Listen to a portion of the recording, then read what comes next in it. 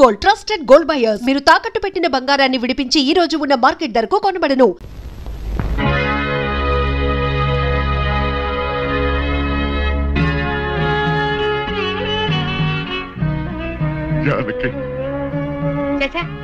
ఏమిటో ఇది?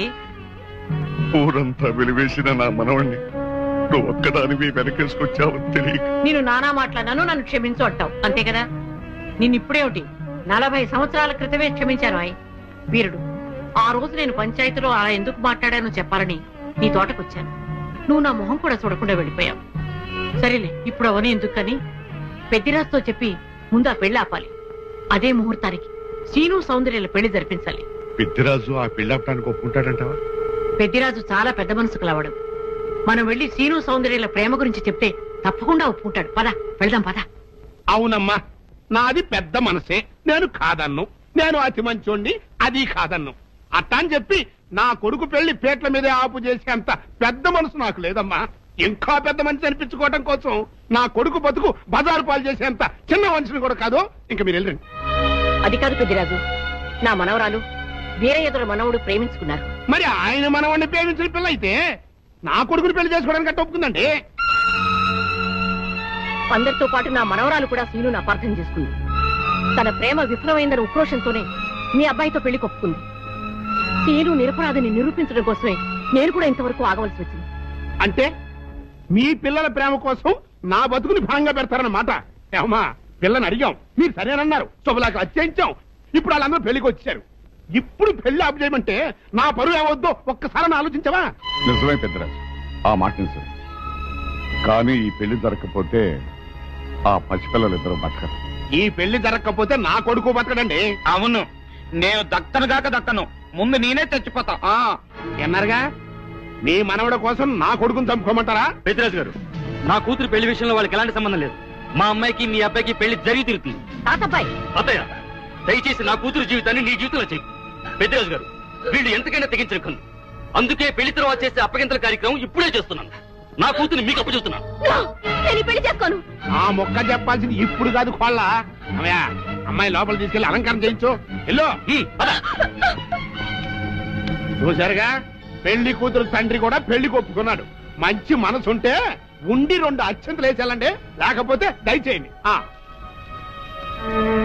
చేద్దామంటా? సౌందర్యని పెద్దిరాజు రోజు బయటకు తీసుకొస్తాం. ఎవరు వస్తారో చూస్తాం. అంటే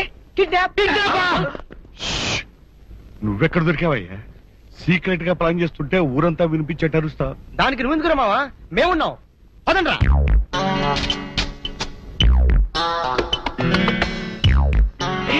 నువ్వు రావద్దు, నువ్వు ఇక్కడే ఉండవు. రండి.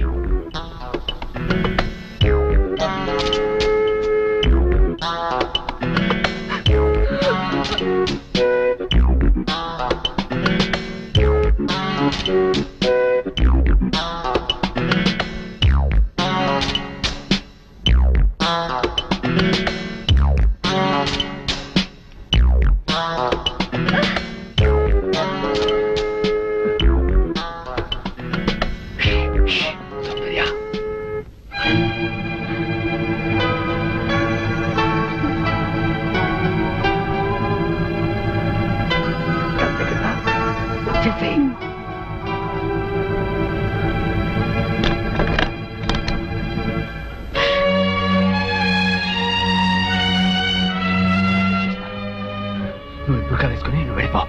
నీ తల్లి మేనేజ్ చేస్తాను. రా రా.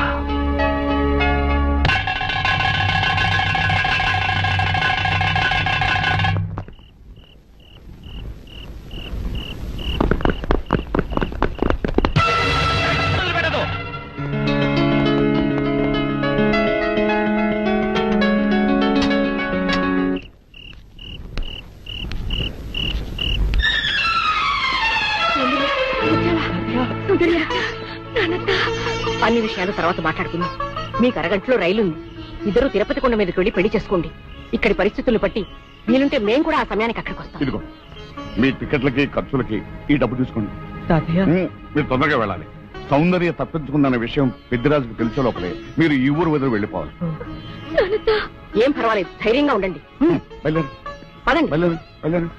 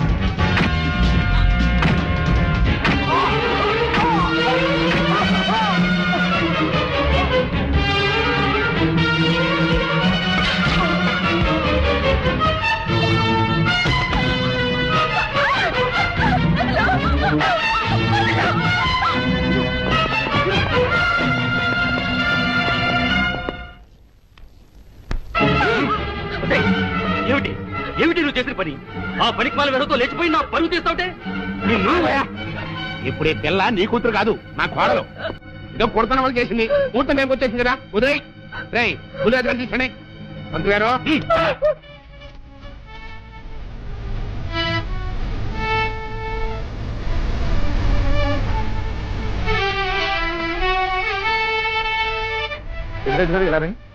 గురుగారు గారు కనపట్లేదు. ఇదంతా చూసామండి ఎక్కడ కనపట్లేదు. అయితే ఈ పిల్లని ఎత్తుకుపోయినట్టే కొమ్మాయాలు నా బుల్లిరాజు గారిని కూడా ఎత్తుకుపోయింటారా? రేయ్ ఆ ఏరైదురగాన్ని జానికమ్మని సీనుగాన్ని ఆ కొరమాయాలని ఇల్లు ఎత్తి ఎక్కడ కనపడితే అక్కడ కట్టుబడేసుకోండి. వెళ్ళండి చెప్పండి నా కొడుకుని ఎక్కడ దాచారో చెప్పండి, లేకపోతే మిమ్మల్ని అందరినీ చంపి మారేస్తా. పెద్దరాజు పిచ్చి పిచ్చిగా వాక్కు. నీ కొడుకేమయ్యాడో మాకేం తెలుసు? తెలవదు. ఈ పెళ్లి అనుకున్న కాడించి నన్ను ఎట్టాపు చేయాలని మీరు అందరూ కలిసి పన్నాగాలు వేశారు. ఆఖరికి నా కొడుకును కూడా మాయం చేశారు. చెప్పండి అని ఎక్కడ దాచారు? మాకు తెలియదని చెప్తుంటే వినిపించుకోవే. జానకమ్మ పల్నాటి నాగమ్మ లెవెల్లో పథకాలేసి ఈ పెళ్లిని జరగొడదామని చూశావు. అది తెలుసుకోలేనంత ఎదవని కాదు నేను. మీ అందరికీ తెల్లారదాకా టైం ఇస్తున్నా. నా కొడుకుని ఎక్కడ దాచారో చెప్పకపోతే మీ అందరి బతుకులు తెల్లారిపోతాయి. నిజంగా బుల్రాజు అయ్యాడో మాకు తెలియదండి. నేను ఇంకేమీ దలుచుకోలేదు. మీకు ఇచ్చిన గడువు లోపల మీరు నిజం చెప్పాలి, అదే నేను వినాలి, అంతే.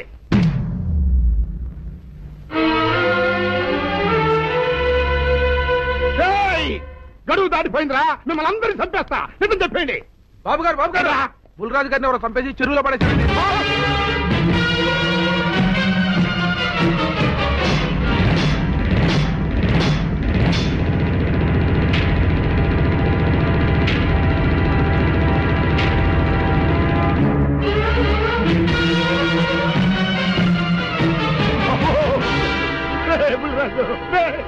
ధర్మానికి మారుపేరైన మీ కన్న కొడుకు మీద ఎవరు పగ పెంచుకున్నారో గాని మొహం నామరూపాలు లేకుండా చెక్కేశారు బాబా.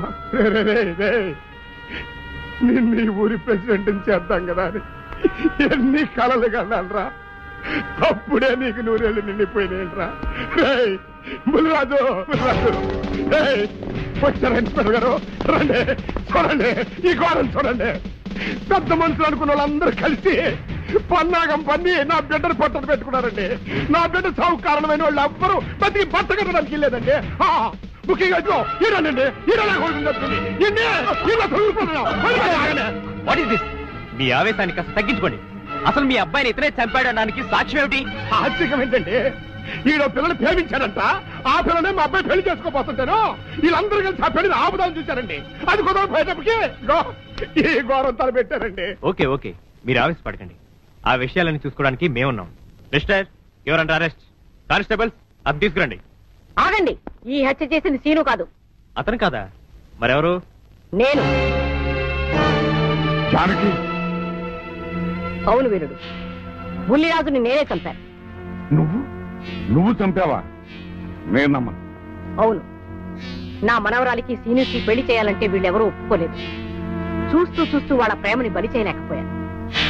బుల్లిరాజు దగ్గరికి వచ్చి వాళ్ళ పెళ్లికి సహకరించమని ఎంతో ప్రాధాయపడ్డాను. అతనందుకు ఒప్పుకోలేదు సరికదా. చాలా అసభ్యంగా ఒక్క రాత్రి సౌందర్య తనతో గడిపిన తర్వాత సీనుకిచ్చి పెళ్లి చేసుకోమన్నాడు. నాలో ఆవేశం పొంగింది.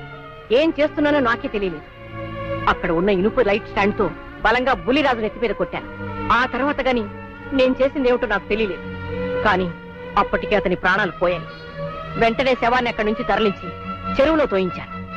ఇన్స్పెక్టర్ గారు, జరిగింది చెప్పాను. ఇందులో ఎవరి ప్రమేయం లేదు. ఈ హత్య చేసింది నేను. నన్ను అరెస్ట్ చేయండి. I see. అలాగా. కానిస్టేబుల్స్ ఆవిడ అరెస్ట్ చేసి తీసుకురండి. ఈ బాడీని పోస్ట్ మార్టం పంపించండి.